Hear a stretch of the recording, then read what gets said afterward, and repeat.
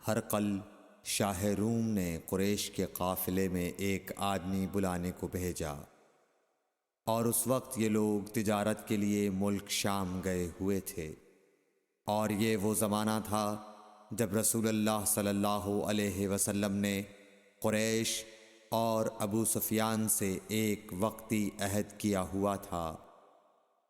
جب ابو سفیان اور دوسرے لوگ ہرقل کے پاس ایلیا پہنچے جہاں ہرقل نے دربار طلب کیا تھا، اس کے گرد روم کے بڑے بڑے لوگ، علماء، وزراء و امراء بیٹھے ہوئے تھے۔ ہرقل نے ان کو اور اپنے ترجمان کو بلوایا، پھر ان سے پوچھا کہ تم میں سے کون شخص مدعی رسالت کا زیادہ قریبی عزیز ہے؟ ابو سفیان کہتے ہیں کہ میں بول اٹھا کہ میں اس کا سب سے زیادہ قریبی رشتہ دار ہوں۔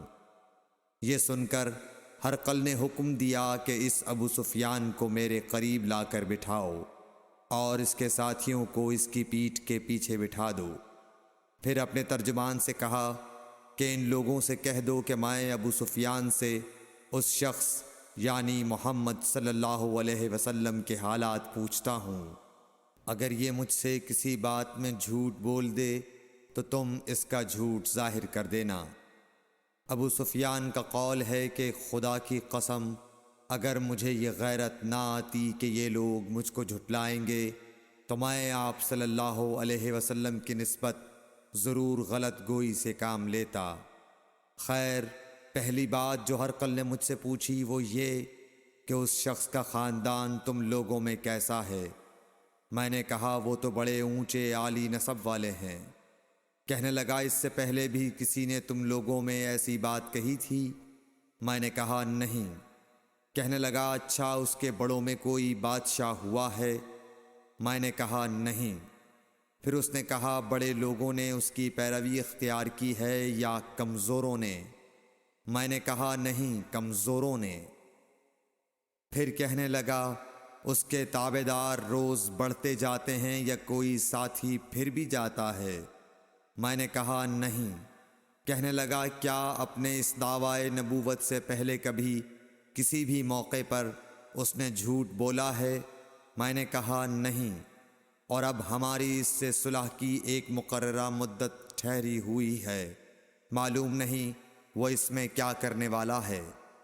ابو سفیان کہتے ہیں میں اس بات کے سوا اور کوئی جھوٹ اس گفتگو میں شامل نہ کر سکا۔ ہرقل نے کہا کیا تمہاری اس سے کبھی لڑائی بھی ہوئی ہے؟ ہم نے کہا کہ ہاں۔ بولا پھر تمہاری اور اس کی جنگ کا کیا حال ہوتا ہے؟ میں نے کہا لڑائی ڈول کی طرح ہے، کبھی وہ ہم سے میدان جنگ جیت لیتے ہیں اور کبھی ہم ان سے جیت لیتے ہیں۔ ہرقل نے پوچھا وہ تمہیں کس بات کا حکم دیتا ہے؟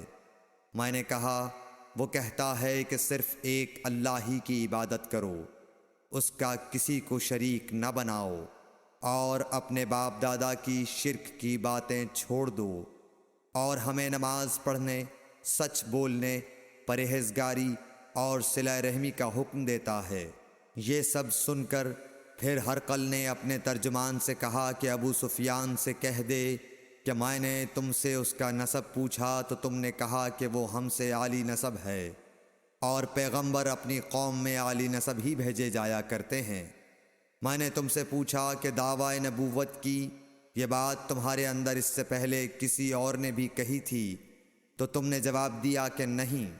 تب میں نے اپنے دل میں کہا کہ اگر یہ بات اس سے پہلے کسی اور نے کہی ہوتی تو میں سمجھتا کہ اس شخص نے بھی اسی بات کی تقلید کی ہے جو پہلے کہی جا چکی ہے۔ میں نے تم سے پوچھا کہ اس کے بڑوں میں کوئی بادشاہ بھی گزرا ہے؟ تو تم نے کہا کہ نہیں۔ تو میں نے دل میں کہا کہ ان کے بزرگوں میں سے کوئی بادشاہ ہوا ہوگا تو کہہ دوں گا کہ وہ شخص اس بہانے اپنے آباء و اجداد کی بادشاہت اور ان کا ملک دوبارہ حاصل کرنا چاہتا ہے۔ اور میں نے تم سے پوچھا کہ اس بات کے کہنے یعنی پیغمبری کا دعویٰ کرنے سے پہلے تم نے کبھی اس کو دروغ گوئی کا الزام لگایا ہے؟ تم نے کہا کہ نہیں۔ تو میں نے سمجھ لیا کہ جو شخص آدمیوں کے ساتھ دروغ گوئی سے بچے وہ اللہ کے بارے میں کیسے جھوٹی بات کہہ سکتا ہے۔ اور میں نے تم سے پوچھا کہ بڑے لوگ اس کے پیرو ہوتے ہیں یا کمزور آدمی؟ تم نے کہا کمزوروں نے اس کی اتباع کی ہے۔ تو دراصل یہی لوگ پیغمبروں کے متبعین ہوتے ہیں۔ اور میں نے تم سے پوچھا کہ اس کے ساتھی بڑھ رہے ہیں یا کم ہو رہے ہیں؟ تم نے کہا کہ وہ بڑھ رہے ہیں، اور ایمان کی کیفیت یہی ہوتی ہے حتیٰ کہ وہ کامل ہو جاتا ہے۔ اور میں نے تم سے پوچھا کہ آیا کوئی شخص اس کے دین سے ناخوش ہو کر مرتد بھی ہو جاتا ہے؟ تم نے کہا نہیں۔ تو ایمان کی خاصیت بھی یہی ہے، جن کے دلوں میں اس کی مسرت رچ بس جائے وہ اس سے لوٹا نہیں کرتے۔ اور میں نے تم سے پوچھا کہ آیا وہ کبھی عہد شکنی کرتے ہیں؟ تم نے کہا نہیں۔ پیغمبروں کا یہی حال ہوتا ہے، وہ عہد کی خلاف ورزی نہیں کرتے۔ اور میں نے تم سے کہا کہ وہ تم سے کس چیز کے لیے کہتے ہیں؟ تم نے کہا کہ وہ ہمیں حکم دیتے ہیں کہ اللہ کی عبادت کرو، اس کے ساتھ کسی کو شریک نہ ٹھہراؤ، اور تمہیں بتوں کی پرستش سے روکتے ہیں، سچ بولنے اور پرہیزگاری کا حکم دیتے ہیں۔ لہٰذا اگر یہ باتیں جو تم کہہ رہے ہو سچ ہیں تو ان قریب وہ اس جگہ کا مالک ہو جائے گا کہ جہاں میرے یہ دونوں پاؤں ہیں۔ مجھے معلوم تھا کہ وہ پیغمبر آنے والا ہے، مگر مجھے یہ معلوم نہیں تھا کہ وہ تمہارے اندر ہوگا۔ اگر میں جانتا کہ اس تک پہنچ سکوں گا تو اس سے ملنے کے لیے ہر تکلیف گوارا کرتا۔ اگر میں اس کے پاس ہوتا تو اس کے پاؤں دھوتا۔ ہرقل نے رسول اللہ صلی اللہ علیہ وسلم کا وہ خط منگایا جو آپ نے وہیہ کلبی رضی اللہ تعالیٰ عنہ کے ذریعے حاکم بصرہ کے پاس بھیجا تھا، اور اس نے وہ ہرقل کے پاس بھیج دیا تھا۔ پھر اس کو پڑھا تو اس میں لکھا تھا، اللہ کے نام کے ساتھ جو نہایت مہربان اور رحم والا ہے۔ اللہ کے بندے اور اس کے پیغمبر محمد صلی اللہ علیہ وسلم کی طرف سے یہ خط ہے شاہ روم کے لیے۔ اس شخص پر سلام ہو جو ہدایت کی پیروی کرے۔ اس کے بعد میں آپ کے سامنے دعوت اسلام پیش کرتا ہوں۔ اگر آپ اسلام لے آئیں گے تو دین و دنیا میں سلامتی نصیب ہوگی، اللہ آپ کو دوہرا ثواب دے گا۔ اور اگر آپ میری دعوت سے روگردانی کریں گے تو آپ کی رعایا کا گناہ بھی آپ ہی پر ہوگا۔ اور اے اہل کتاب، ایک ایسی بات پر آ جاؤ جو ہمارے اور تمہارے درمیان یکساں ہے، وہ یہ کہ ہم اللہ کے سوا کسی کی عبادت نہ کریں اور کسی کو اس کا شریک نہ ٹھہرائیں، اور نہ ہم میں سے کوئی کسی کو خدا کے سوا اپنا رب بنائے۔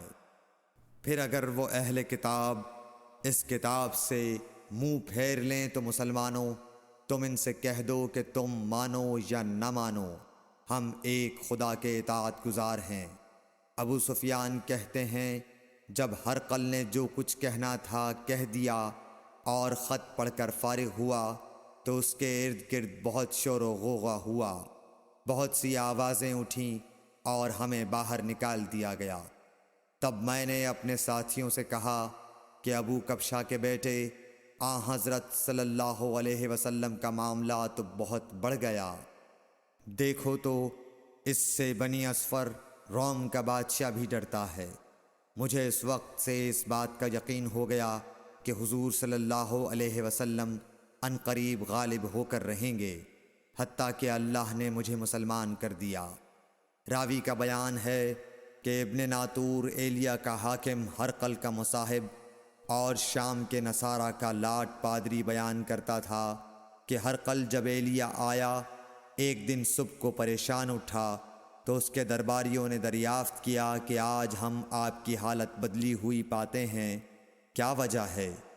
ابن ناطور کا بیان ہے کہ ہرقل نجومی تھا، علم نجوم میں وہ پوری مہارت رکھتا تھا۔ اس نے اپنے ہم نشینوں کو بتایا کہ میں نے آج رات ستاروں پر نظر ڈالی تو دیکھا کہ ختنہ کرنے والوں کا بادشاہ ہمارے ملک پر غالب آ گیا ہے۔ بھلا اس زمانے میں کون لوگ ختنہ کرتے ہیں؟ انہوں نے کہا کہ یہود کے سوا کوئی ختنہ نہیں کرتا، سو ان کی وجہ سے پریشان نہ ہوں۔ سلطنت کے تمام شہروں میں یہ حکم لکھ بھیجیے کہ وہاں جتنے یہودی ہوں سب قتل کر دیے جائیں۔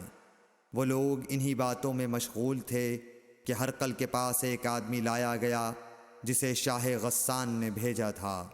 اس نے رسول اللہ صلی اللہ علیہ وسلم کے حالات بیان کیے۔ جب ہرقل نے سارے حالات سن لیے تو کہا کہ جا کر دیکھو وہ ختنہ کیے ہوئے ہے یا نہیں۔ انہوں نے اسے دیکھا تو بتلایا کہ وہ ختنہ کیا ہوا ہے۔ ہرقل نے جب اس شخص سے عرب کے بارے میں پوچھا تو اس نے بتلایا کہ وہ ختنہ کرتے ہیں۔ تب ہرقل نے کہا کہ یہی محمد صلی اللہ علیہ وسلم اس امت کے بادشاہ ہیں جو پیدا ہو چکے ہیں۔ پھر اس نے اپنے ایک دوست کو رومیہ خط لکھا اور وہ بھی علم نجوم میں ہرقل کی طرح ماہر تھا۔ پھر وہاں سے ہرقل حمص چلا گیا۔ ابھی حمص سے نکلا نہیں تھا کہ اس کے دوست کا خط اس کے جواب میں آ گیا۔